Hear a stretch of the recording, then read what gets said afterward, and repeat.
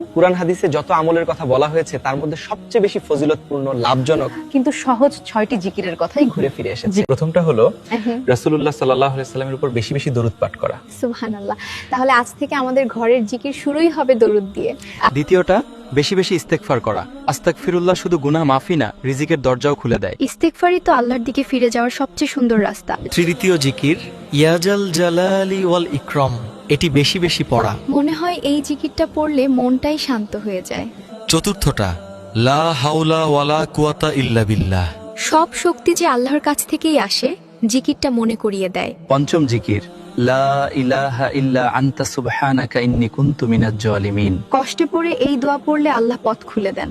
আর ষষ্ঠটা সুবহানাল্লাহি ওয়ালহামদুলিল্লাহি ওয়ালা ইলাহা ইল্লাল্লাহ আল্লাহু আকবার। এগুলো তো জান্নাতের ধনভাণ্ডার।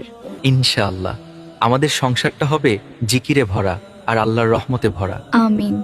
আল্লাহ আমাদের কবুল করুন।